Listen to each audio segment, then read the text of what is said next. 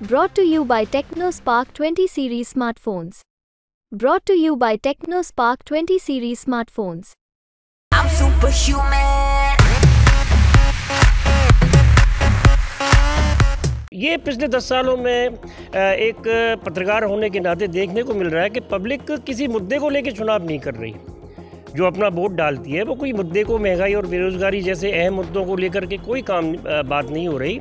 एक जोम है और उस जोम में आकर के वो अपनी वोट डालती है। हवा क्या चल रही है, जातिगत समीकरण भी बहुत ज़्यादा काम नहीं करता। तीसरी बार राम में माहौल बनने की पूरी संभावनाएं तो दिख रही हैं, इसमें कोई शक नहीं है।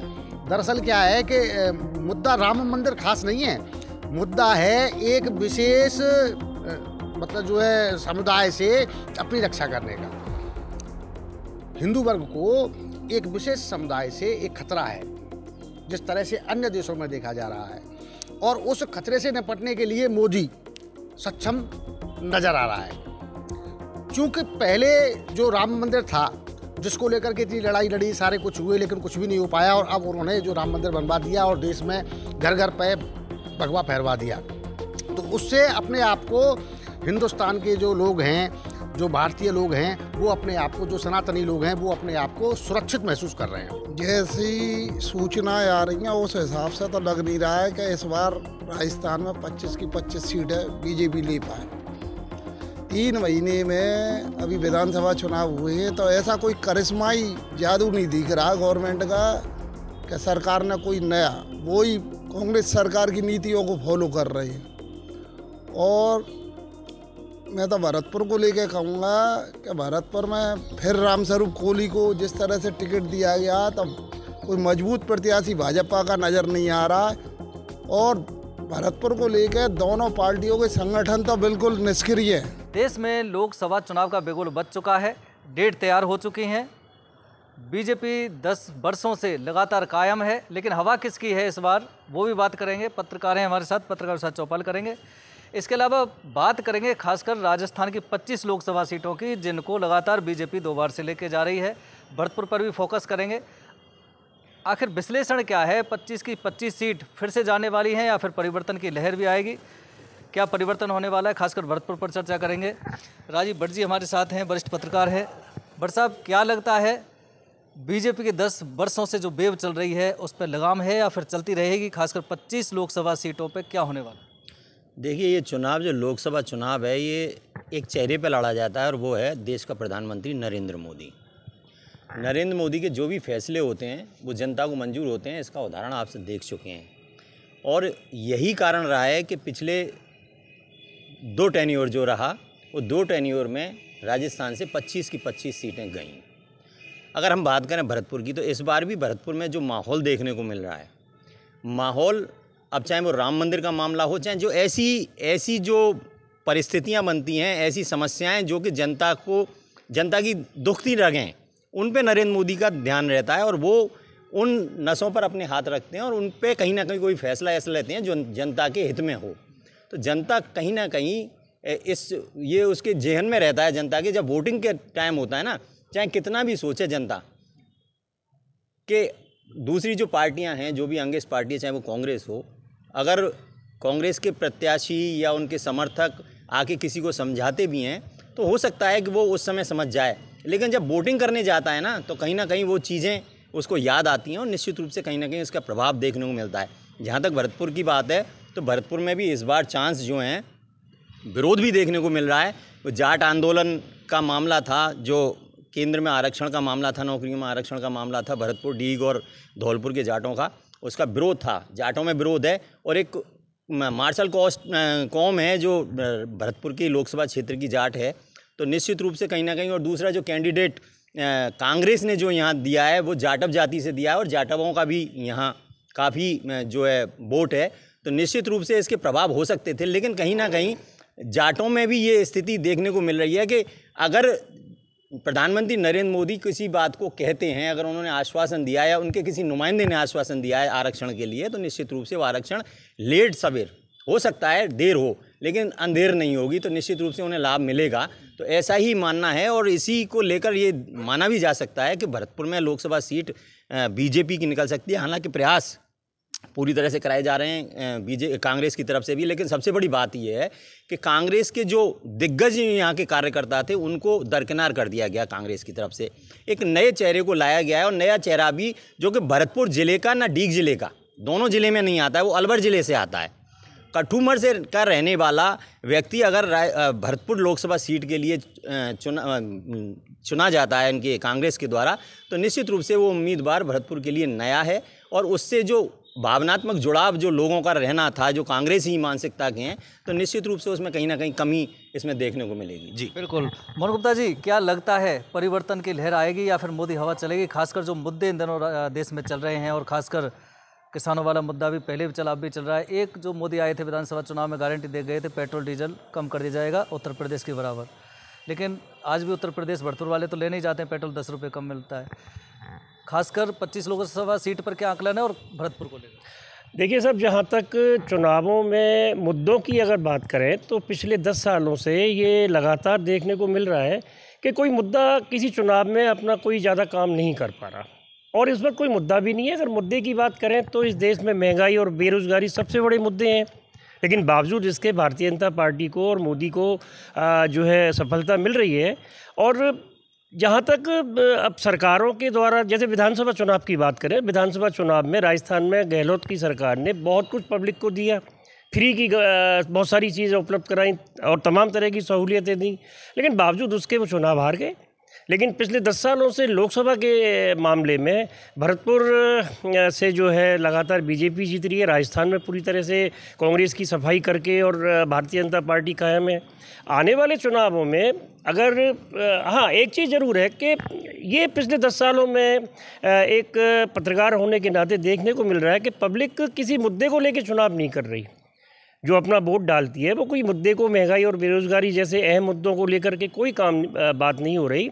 एक जोम है और उस जोम में आकर के वो अपनी वोट डालती है। हवा क्या चल रही है, जातिगत समीकरण भी बहुत ज़्यादा काम नहीं करता। आने वाले चुनावों में भरतपुर लोकसभा सीट को लेकर के जिस तरह से दोनों ही दलों ने, विपक्षी दलों ने अपने उम्मीदवार उतारे हैं, उसमें से काबिलियत की अगर हम बात करें तो कांग्रेस का उम्मीदवार ज़्यादा काबिल है। इससे पहले भारतीय जनता पार्टी की यहाँ जो सांसद थी उनमें कोई काबिलियत नहीं थी, कोई शिक्षित भी नहीं थी। इस बार भी कोई शिक्षा का बहुत बड़ा महत्व नहीं है, लेकिन बावजूद उसके क्या रिजल्ट रहेगा ये तो आने वाला समय बताएगा। लेकिन ये बहुत दुर्भाग्य की बात है कि भारतीय हिंदुस्तान में अब चुनावों में मुद्दे जो है वो गौण हो गए हैं और लहर और हवा वो अहम होती जा रही है। राम मंदिर बना दिया है तो क्या राममय हो जाएगा पूरा माहौल देश का फिर से तीसरी बार राममय माहौल बनने की पूरी संभावनाएं तो दिख रही हैं, इसमें कोई शक नहीं है। दरअसल क्या है कि मुद्दा राम मंदिर खास नहीं है, मुद्दा है एक विशेष मतलब जो है समुदाय से अपनी रक्षा करने का। हिंदू वर्ग को एक विशेष समुदाय से एक खतरा है, जिस तरह से अन्य देशों में देखा जा रहा है, और उस खतरे से निपटने के लिए मोदी सक्षम नज़र आ रहा है। क्योंकि पहले जो राम मंदिर था जिसको लेकर के इतनी लड़ाई लड़ी, सारे कुछ हुए, लेकिन कुछ भी नहीं हो पाया, और अब उन्होंने जो राम मंदिर बनवा दिया और देश में घर घर पे भगवा फहरवा दिया, तो उससे अपने आप को हिंदुस्तान के जो लोग हैं, जो भारतीय लोग हैं, वो अपने आप को, जो सनातनी लोग हैं, वो अपने आप को सुरक्षित महसूस कर रहे हैं कि हम अगर भाजपा को, मोदी को अगर हम सपोर्ट करेंगे तो हम जो है लंबे समय तक, हमारी पीढ़ी लंबे समय तक सुरक्षित रहेगी। सुरक्षा के आधार पर वोटिंग हो सकती है। चीना जी, क्या लगता है 25 लोकसभा सीटों पे बयार वही चलेगी या परिवर्तन होने की आशंका है? जैसी सूचनाएं आ रही हैं उस हिसाब से तो लग नहीं रहा है कि इस बार राजस्थान में 25 की 25 सीटें बीजेपी ले पाए।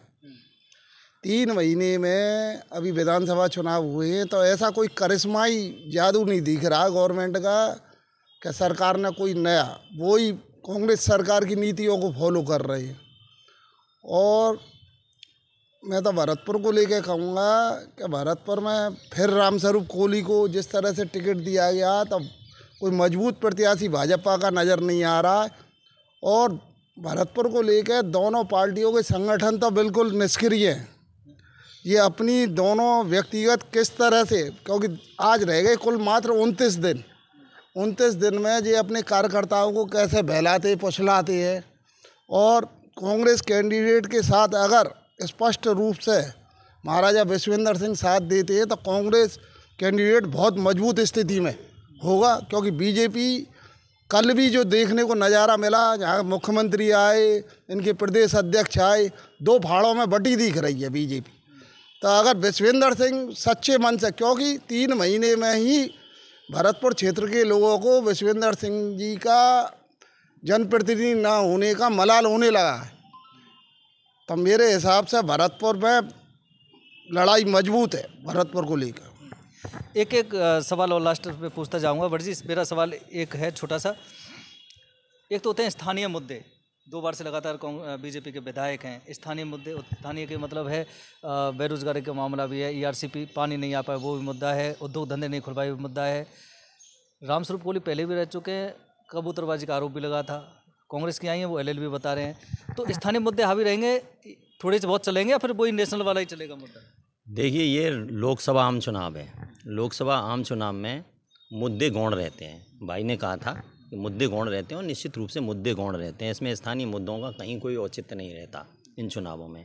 इन चुनावों में लहर क्या चल रही है और देश को सशक्त जो वो दे सकता है, अपना पूरे विश्व में सशक्त रूप से कौन देश को चला सकता है, कौन देश की सशक्तता को सब जगह विस्तारित कर सकता है, इसको देख के चुनाव होता है। तो निश्चित रूप से जो पढ़े लिखे लोग हैं वो तो इस चीज़ को देख के करते हैं कि भाई हमारा देश का प्रधानमंत्री कैसा है, उसकी विदेश नीति क्या है, उसकी देश के प्रति नीति क्या है, और इंफ्रास्ट्रक्चर में क्या डेवलपमेंट हो रहे हैं। रोज़गार के साधन जो आगे ऐसा होता है, जब बेरोज़गारी का साधन आलम हो और उस जगह अगर कोई प्रधानमंत्री नया आता है तो निश्चित रूप से एक साथ किसी चीज़ को चेंज नहीं किया जा सकता।